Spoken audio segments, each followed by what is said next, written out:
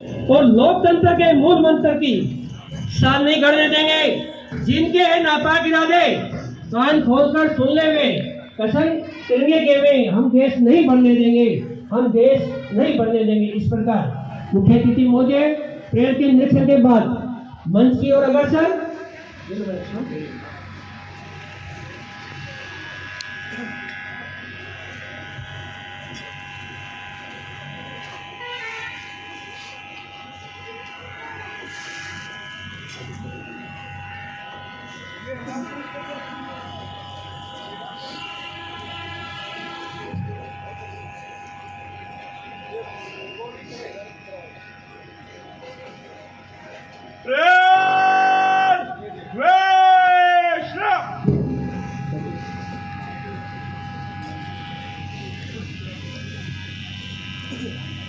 सत्तरवें गणतंत्र दिवस की पावन बेला के अवसर पर आज के संदेश के लिए मैं निवेदन करूंगा।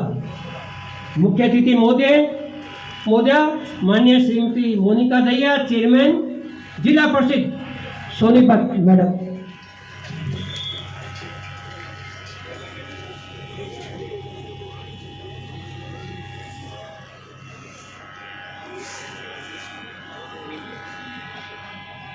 बधाई। आदर व सम्मान के योग्य सम्मानित बुजुर्गों, माताओं, बहनों व प्यारे बच्चों, आज यहाँ पहुँचने पर मैं 77वें गणतंत्र दिवस के पावन पर्व पर मैं आप सभी को हार्दिक बधाई और शुभकामनाएं देती हूँ। मैं यहाँ पर उपस्थित आप सभी का स्वागत व अभिनंदन करती हूँ। आज मैं स्वतंत्रता सेनानियों व शहीदों का भी नमन करती हूँ, जिनके बलिदानों से हमें गणतंत्र दिवस मनाने का सौभाग्य प्राप्त हुआ। आज ही के दिन 76 वर्ष पहले 1950 को हमारा संविधान लागू हुआ था। इसी संविधान ने हमें न्याय, समानता, मौलिक अधिकार दिए। इसी दिन भारत विश्व का सबसे बड़ा सर्वप्रभुता संपन्न लोकतांत्रिक गणराज्य बना। इस अवसर पर मैं संविधान निर्माता बाबा भीमराव अम्बेडकर सहित संविधान सभा के तमाम सदस्यों को नमन करती हूँ। आज का यह ऐतिहासिक दिन देशवासियों को एक मजबूत राष्ट्र के रूप में आगे बढ़ने के लिए साहस और प्रेरणा देता है।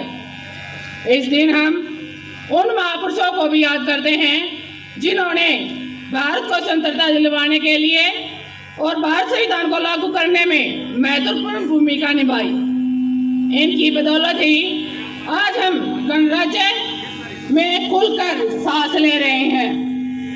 देश को आज़ादी दिलाने के लिए राष्ट्रपिता महात्मा गांधी, नेता सुभाष चंद्र बोस, लाला लाजपत राय, सरदार वल्लभ भाई पटेल, डॉक्टर राजेंद्र प्रसाद जैसे महापुरुषों और स्वतंत्रता सेनानियों ने कड़ा संघर्ष किया। मेरे भाई बहनों, स्वतंत्रता के बाद से ही हमारा भारत दुनिया में एक बड़ी ताकत के तौर पर अपनी पहचान बनाने में आज कामयाब हुआ है। इसका श्रेय हमारे उन राजनेताओं, कर्मठ किसान, मजदूरों, कारीगरों तथा वैज्ञानिकों को जाता है, जिन्होंने दिन रात एक करके इस देश को विकास की गति प्रदान करने का काम किया है। आज हमारा देश प्रधानमंत्री श्री नरेंद्र मोदी जी के नेतृत्व में चहुमुखी प्रगति पर कार्य कर रहा है। आज देश ने मिसाइलें ही नहीं बनाई, बल्कि चंद्रयान, सूर्ययान और मंगलयान जैसे मिशन पर भी सफलतापूर्वक कार्य किया है। भारत चंद्रमा के दक्षिणी ध्रुव पर चंद्रयान उतारने में दुनिया का सबसे पहला देश बना है। देश की प्रगति के इस सफर में हरियाणा का भी एक महत्वपूर्ण योगदान रहा है।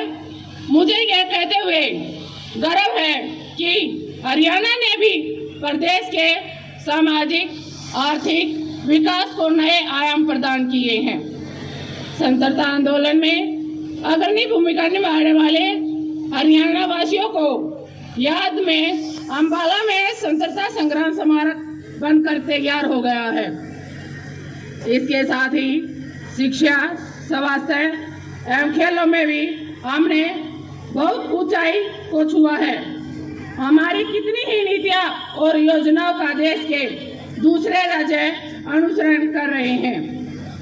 आज भी हरियाणा के नौजवान सेना में